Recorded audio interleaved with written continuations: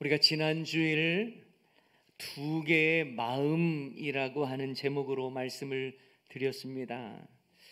하나님의 법을 따르고자 하는 마음, 그리고 죄의 법을 따르고자 하는 마음 속에서 우리가 내적 갈등을 경험하지만 성령의 다스림과 말씀으로 주님이 원하시는 삶을 택하면서 나아가야 한다라고 말씀드렸어요.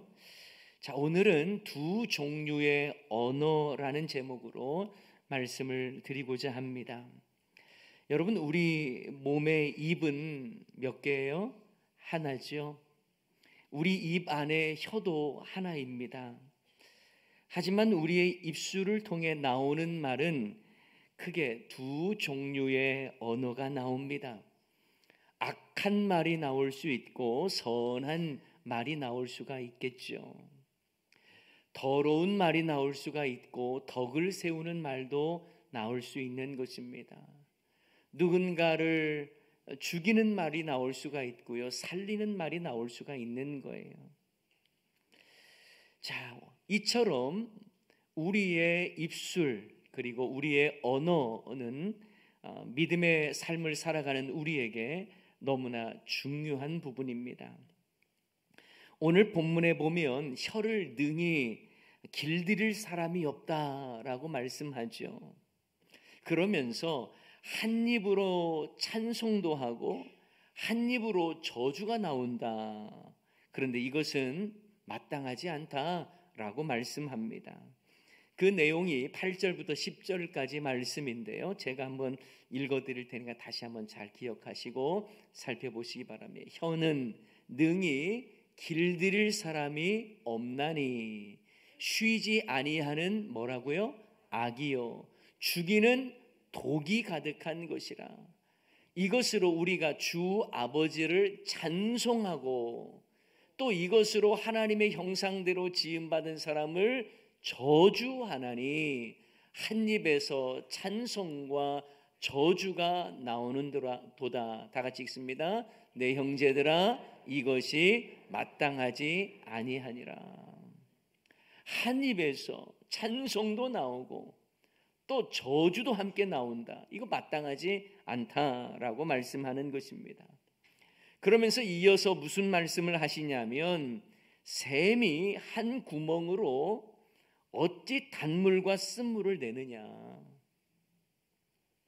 어찌 무화과 나무가 감람 열매를 맺고 포도나무가 무화과를 맺겠느냐, 이런 말씀하세요. 자, 11절 12절에 나오죠. 샘이 한 구멍으로 어찌 단물과 쓴물을 내겠느냐, 내 형제들아, 어찌 무화과 나무가 감람 열매를 포도나무가 무화과를 맺겠느냐, 이와 같이 짠물이 단물을 내지 못하느니라. 그러니 무엇을 의미합니까? 샘이라고 하는 것은 그대로 단물이 나오게 되어 있는 것이고, 아니면 짠물이 나오든지 이 둘 중에 하나라는 거예요. 그리고 우리의 혀와 입도 마찬가지라는 거예요. 이 나무의 열매로 비교하면서요, 나무가 감람나무라면 감람나무 열매를 맺는 거 당연하지 않느냐, 어떻게 다른 열매를 맺을 수가 있겠느냐라는 것입니다. 그래서 혀와 입에서 나오는 말은요, 그 사람의 이 속사람을 드러내는 거예요. 여러분, 사람의 됨됨이를 평가하는 중요한 기준이 바로 이 언어 생활입니다. 어떤 사람의 말과 그 사람의 삶은 다르지 않습니다. 그분의 말과 인품은요, 서로 다른 게 아니에요. 우리의 입술의 말은 우리 속사람과 됨됨이를 자연스럽게 표현하기 때문에 그렇습니다. 그래서 그 사람의 인품이 어떤가를 이해하려면 그 사람이 사용하는 언어를 보면 어느 정도 알 수 있습니다. 말을 함부로 하거나 거친 말과 욕설을 쉽게 내뱉는 사람은 마음이 깨끗하거나 아름답지 않은 거예요. 여러분, 이건 제가 경험상 여러분에게 드리는 말씀이 아니에요. 제가 지금 말씀드린 이 내용은 예수님께서 친히 하신 말씀이거든요. 사람의 마음에 있는 것이 입으로 자연스럽게 나오게 된다라고 하는 것은 예수님의 말씀이에요. 누가복음 6장 45절 말씀에 보면 이렇게 말씀합니다. 다 같이 읽습니다. 선한 사람은 마음에 쌓은 선에서 선을 내고 악한 자는 그 쌓은 악에서 악을 내나니 이는 마음에 가득한 것을 입으로 말함이니라. 아멘. 마음에 선을 가득 쌓으면요, 선한 말을 한다는 거예요. 악으로 가득 차 있으면 입을 통해서 악이 나온다는 것입니다. 실제로 요즘 청소년들 보면 외모하고는 다르게 입에서 나오는 말이요, 거친 욕을 하는 그런 친구들이 있어요. 거의 대화의 반절은요, 욕이 다 가득 찬 것 같은 느낌을 받을 때도 있습니다. 그런데 많은 경우에 그들의 거친 언어 속엔 마음의 상처와 쓴뿌리가 가득한 것이라고 볼 수 있는 거예요. 그래서 입술을 열면 이 마음의 이 악한 것과 상처와 쓴뿌리가 나오게 되어 있는 것입니다.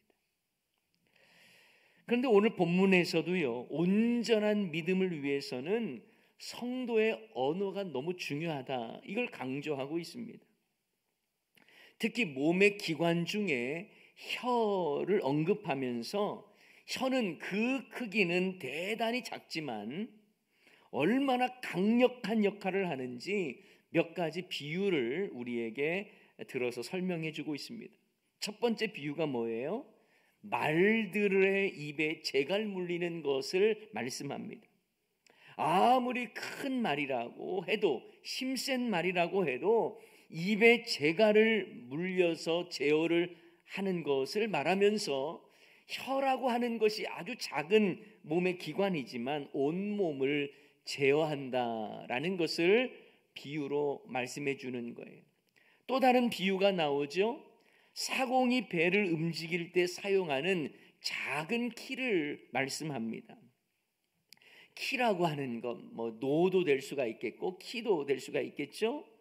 그것이 바로 배의 전체를 움직이는 아주 중요한 도구가 되는 것처럼 우리의 몸에 이 혀 작지만 온몸을 이끄는 역할을 한다, 이걸 말씀하고 있는 거예요. 그리고 마지막으로 한 가지 더 이야기합니다. 작은 불을 비유로 해요. 혀가 작은 불씨와 같다는 거예요. 그래서 당장에는 작게 보이지만 작은 불씨가 많은 나무를 태우는 것처럼 이 작은 불씨의 위력이 크다는 거예요. 혀도 그와 같다라고 말씀하는 것입니다. 여러분, 이 혀에 대한 세 가지 비유의 공통점은 뭡니까?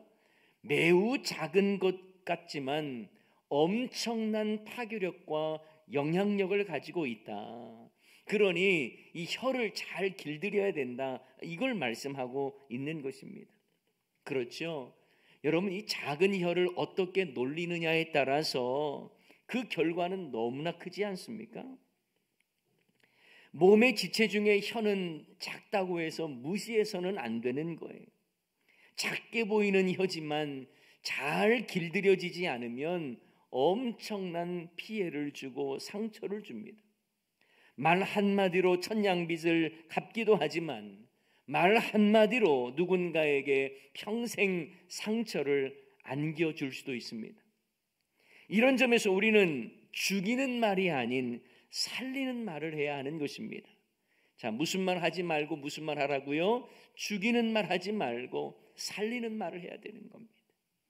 오늘 본문 말씀에도 혀에 대해서 뭐라고 표현을 했냐면 쉬지 아니하는 악이요 죽이는 독이 가득하다, 이렇게 말씀했습니다.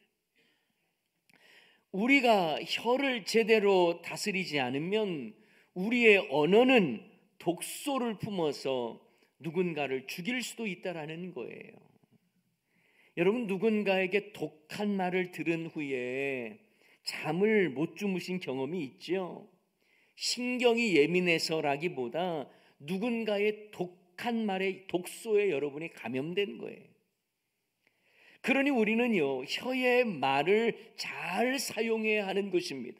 그렇지 않으면 여러분의 독기 품은 말이 주변 사람들, 아니 내 가족에게 독소를 주입하게 될 것입니다. 여러분, 부모님들은요, 특별히 자녀들 밥 먹을 때 이 독한 말 많이 할 때도 있죠. 그러지 마세요. 자녀가 먹는 밥에 독이 들어갈 수 있어요. 부모는 자녀들이 밥상에 앉으면 밥상머리 교육한다고 하면서 심한 말, 하고 싶었던 말 꾸짖고 막 하잖아요. 그러면 아이들이 먹는 밥이 독소 섞인 밥일 수 있다라는 거예요. 잠언 10장 11절 말씀 볼까요? 이 말씀 다 같이 한번 읽어봅니다. 시작. 의인의 입은 생명의 샘이라도 악인의 입은 독을 머금었느니라. 악인의 입에 독이 있어서요, 입을 벌리면 독이 함께 나오는 거예요. 그래서 타인을 죽이게 하고, 타인을 상처받게 하고, 타인을 눌리게 만들고, 그런 일들이 이 악한 자의 입에서 나온다라는 것입니다. 여러분, 우리의 입이 늘 좋은 모습으로 나타나고, 또 우리가 말하는 것이 내 안에서 악한 것이 나오는 게 아니라 그동안 우리의 마음이 성령의 다스림을 받아서 선하고 아름다운 것들로 채워져서 우리가 입술을 벌려도 선한 것들이 나올 수 있기를 주님의 이름으로 간절히 축원합니다. 그래야 내 말을 듣는 사람이 살아나는 거예요. 우리는 살리는 말을 해야 하는 것입니다. 내 안에 악한 것, 독이 있다면 다 제거하고 주님 기뻐하시는 살리는 말을 해야 하는 거예요. 낙심 중에 절망 가운데 있는 자들, 그들에게 살리는 말을 해야지요. 무엇보다 삶의 의미를 잃어버리고 어두운 세력에 갇혀있는 자들을 일으켜 줄 수 있는 생명의 언어를 써야 하는 것입니다. 여러분, 특별히 우리가 누군가에게 생명을 부어주는 복음을 전하기 위해서는요, 먼저 그들의 마음이 열려야 되잖아요. 그러기 위해서는 우리가 살리는 언어를 해야 그들의 마음이 열려지는 거예요. 긍정적이고 격려하는 말들을 해야 그들이 복음, 생명의 언어, 생명의 말씀인 복음을 듣기 전에 마음이 열려야 되지 않겠습니까? 그러므로 우리는 살리는 언어 생활을 해야 복음도 제대로 전할 수 있는 것입니다. 오늘 본문에서도 한 입에서 찬송과 저주가 함께 나온다라고 말하면서 성도의 입에는 찬송의 언어가 가득해야지, 감사의 언어가 가득해야지, 저주의 언어가, 증오의 언어가 가득해서는 안 된다라는 걸 말씀하고 있는 거예요. 사랑하는 여러분, 우리 모두의 입술의 열매가 생명을 살리는 아름다운 언어 되기를 주님의 이름으로 간절히 축원합니다. 또한 우리의 언어에는요, 더러운 말, 또 덕을 세우는 말, 이런 두 종류가 있어요. 그런데 오늘 본문에서는 우리에게 덕을 세우는 선한 말로 은혜를 끼치는 언어 생활을 해라, 이렇게 가르쳐주고 있습니다. 자, 에베소서 4장 29절에 그 내용이 잘 나와 있습니다. 다 같이 한번 읽습니다. 시작. 무릇 더러운 말은 너희 입 밖에도 내지 말고 오직 덕을 세우는 데 소용되는 대로 선한 말을 하여 듣는 자들에게 은혜를 끼치게 하라. 아멘. 여러분, 예수님을 믿는 성도님들은요, 그냥 맞는 말 했다라는 것에 만족해서는 안 돼요. 은혜로운 말을 해야 하는 것입니다. 성경에서 성도의 언어 생활을 말씀하실 때에 맞는 말 했다고 칭찬하지 않아요.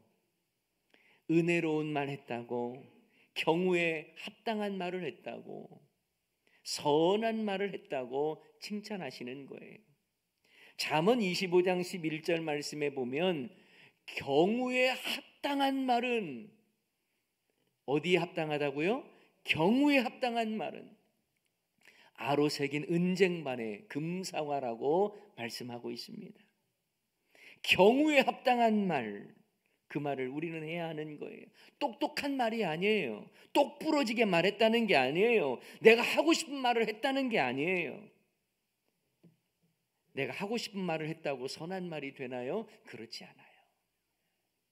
오히려 상대방을 위로해 줄 줄 알고 상대를 도우며 격려하는 말을 하는 것, 그 지혜로운 말, 덕을 세우는 말을 해야 하는 것입니다. 여러분, 이사야서 50장 4절 말씀에 보면 학자들의 혀라는 내용이 나오거든요. 제가 한번 읽어드릴게요. 주 여호와께서 무엇을 줬다고요? 학자들의 혀를 내게 주사. 자, 여기까지만 먼저 한번 보면, 자, 그 다음에 좀 그 본문 좀 놔두세요. 학자들의 혀를 줬다라고 하면 우리가 언뜻 생각해 보면 논리에 맞는 말일 것 같아요. 이치에 맞고 똑똑한 말일 것 같아요. 그런데 오늘 본문에 뭐라고 나와 있어요? 다시 한번 본문 보면 주 여호와께서 학자들의 혀를 내게 주사 나로 곤고한 자를 말로 어떻게 도와줄 줄 알게 하시고, 학자들의 혀가 똑똑한 말이 아니에요. 곤고한 자를 말로 어떻게 도와줄 줄 알게 해달라, 이걸 말씀하고 있는 거예요. 아침마다 깨우치시되 나의 귀를 깨우치사 학자들 같이 알아듣게 하소서. 상대방의 아픔을 알아듣고 그의 상황이 무엇인지를 이해하고 그리고 그들의 곤고한 자를 도와줄 수 있는 말을 하는 것, 이게 바로 학자들의 혀다라고 가르쳐주고 있는 것입니다. 그래서 우리는 그런 언어를 사용해야 된다라는 것을 말씀하는 거죠. 우리는 어떤 말을 하기 전에 이게 경우에 합당한 말인지, 상대방의 상황을 내가 충분히 이해하고 있는 말인지, 그것 먼저 살펴야 하는 것입니다. 하나님은요, 우리의 혀와 입술을 내 기분 풀라고 주신 게 아니에요. 생각나는 대로 하고 싶은 대로 다 쏟아 놓으라고 우리의 혀와 입술을 주신 게 아니에요. 믿음의 성도는 맞는 말이 아니라, 기분 내키는 말이 아니라 은혜로운 말을 상대방에게 할 수 있는 그런 그리스도인의 언어 생활하기를 주님의 이름으로 간절히 축원합니다. 어떤 분은요, 맞는 말을 한다고는 하는데 들으면 기분 나빠요. 그렇죠? 말은 임팩트다라고 하는 책의 저자인 한근태 교수라는 분이 그의 책에서 이런 말을 합니다. 말을 할 때에 내가 말을 했다는 것에 초점을 맞추지 말고 상대방이 어떻게 들었느냐에 초점을 맞춰야 한다면서, 이 말에 임팩트가 있으려면 그들이 듣고 싶어하는 말을 할 때에 임팩트가 일어난다, 이렇게 말합니다. 아무리 좋은 말을 했어도 상대방이 기분 나빴다면 그것은 내 말이 잔소리였다라는 것을 의미한다면서, 이 책의 저자는요, 잔소리의 개념을 이렇게 설명해요. 맞는 말을 기분 나쁘게 하는 말, 이게 정의를 합니다. 여기 계신 남성분들에게 여쭙겠습니다. 아내의 잔소리 잘 들어보십시오. 틀린 말 있습니까? 구구절절 다 맞습니다. 근데 그렇게 맞는 말을 들으면 기분이 좋습니까? 나쁩니까? 아내가 무서워서 말을 못합니까? 기분이 별로 안 좋아요. 맞는 말인데 별로 안 좋아요. 왜냐하면 일방적으로 잔소리가 들리기 때문에 그렇습니다. 맞는 말이에요. 그런데 듣는 사람에게는 덕을 세우거나 은혜를 끼치지를 못해요. 인터넷에 올라와 있는 글 중에서 은근히 기분 나쁘게 들리는 말 7가지가 나와 있어요. 자, 간략하게 소개하면 이렇습니다. 이게 다 너를 생각해서 해주는 말이야. 절대로 기분 나쁘게 생각하지 말고 들어. 다 너 잘 되라고 하는 말이야. 사실 지금에 와서 하는 말인데 나는 다 너를 이해하지만 말이야. 그렇다고 널 욕하는 건 아니야. 내가 이 말은 안 하려고 했는데 말이야. 그러면 하지 말아야 되는데 하는 거예요. 이런 말은 들을 때는 잘 모르지만 나중에 생각해 보면 기분 나쁘다는 거예요. 여러분, 우리는요, 상대방을 기분 좋게 하는 언어 생활을 해야 합니다. 이건 제 말이 아니에요. 잠언 10장 32절 말씀에 보면 이런 말씀이 있어요. 의인의 입술은 뭘 안다고요? 기쁘게 할 것을 알거늘 악인의 입은 패역을 말하느니라. 여러분, 의인의 입술은요, 기쁘게 하는 것을 안다는 거예요. 상대방을 기쁘게 하는 게 뭔지도 안다는 거예요. 의인의 입술은 기쁨을 줍니다. 그렇다고 물론 아부성 발언을 늘 하라 이런 말은 아니에요. 하지만 여러분, 나의 언어가 누군가에게 힘을 불어넣어주고 소망을 줄 수 있다면 이 얼마나 귀하고 아름다운 언어가 되겠습니까? 그래서 덕을 세우는 데 소용되는 대로 선한 말을 하여 듣는 자들에게 은혜를 끼치게 하라고 말씀하고 있는 거예요. 여러분의 언어는 얼마나 덕을 세우고 있습니까? 여러분의 언어는 얼마나 은혜를 끼치는 말입니까? 듣는 자들에게 기쁨을 주며 은혜를 끼치는 선한 말을 하고 계십니까? 오늘 이 시간 우리의 언어 생활을 한번 돌아봐야 한다라는 것이에요. 그런데 여러분, 우리의 언어 습관이라고 하는 것, 이게 한순간에 바뀌지 않습니다. 여러분, 길들인다는 게 쉽지 않습니다. 그동안 고착되어 온 이 언어 습관이 하루아침에 바뀌는 것 불가능합니다. 그래서 오늘 본문 말씀에도 보면 야고보서 보잖아요. 거기에 보면 어떤 말씀이 있냐면 다른 짐승들은 조련할 수가 있다라는 거예요. 그런데 혀는 능히 길들일 사람이 없다 이렇게 말하지 않습니까? 자, 7절 8절 말씀 다 같이 한번 읽어봅니다. 시작.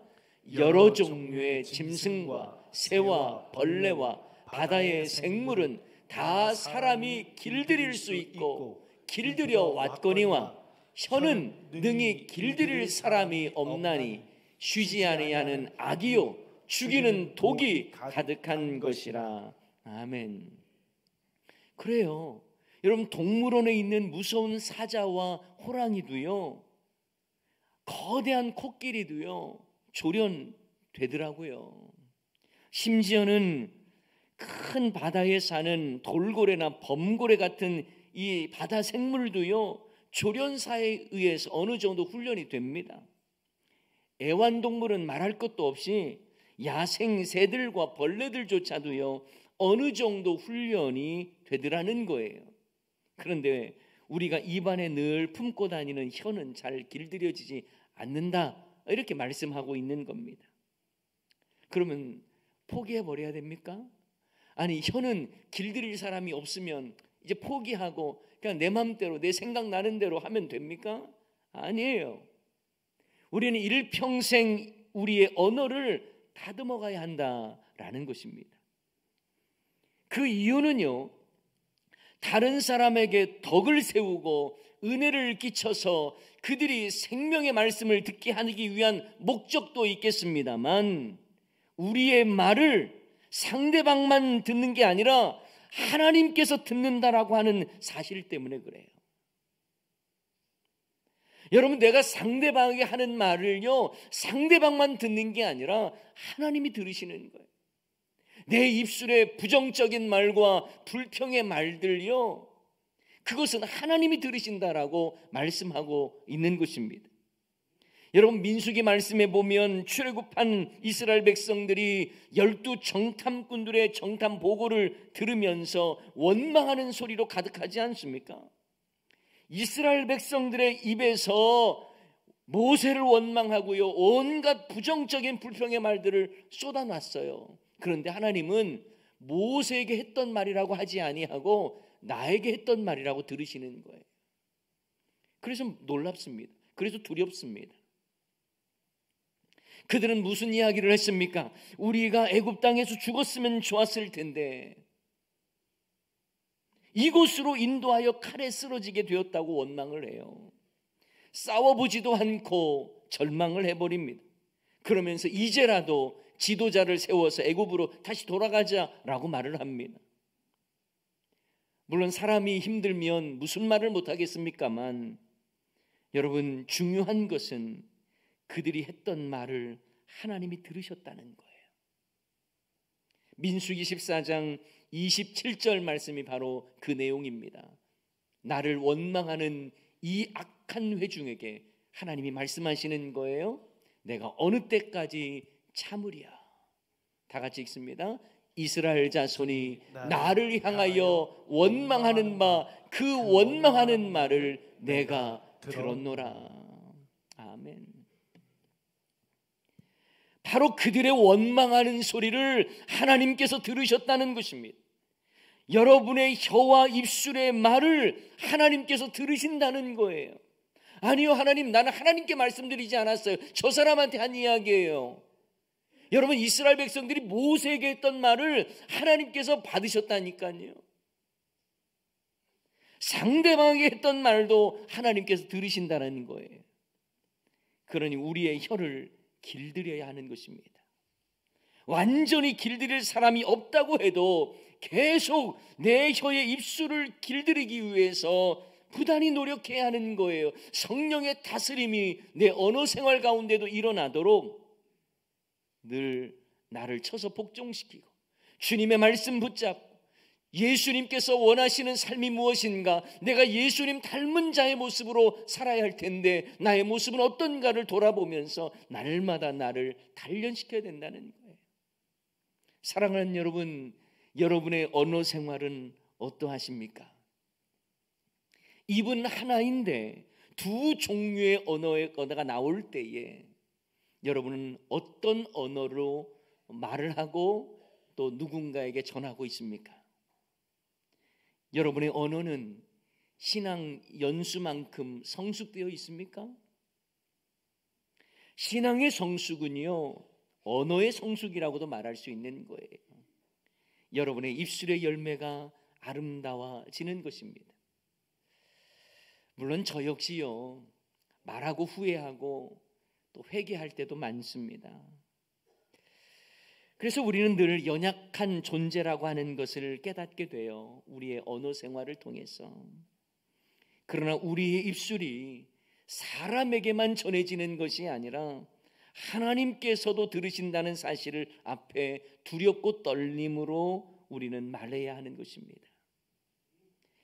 우리 모두 잘 길들여진 혀를 갖기를 원하고요, 지혜로운 입술로 생명을 살리고 덕을 세우고 은혜를 끼치는 언어 생활을 하시기 바랍니다. 내 중심의 언어에서 듣는 사람에게 은혜를 끼치는 언어로, 그래서 덕을 세우는 언어로 바뀌어져야 하는 것입니다. 그래서 주님이 원하시는 아름다운 언어로 여러분의 삶이 주 안에서 늘 복되고 아름다워지시기를 주님의 이름으로 간절히 축원합니다.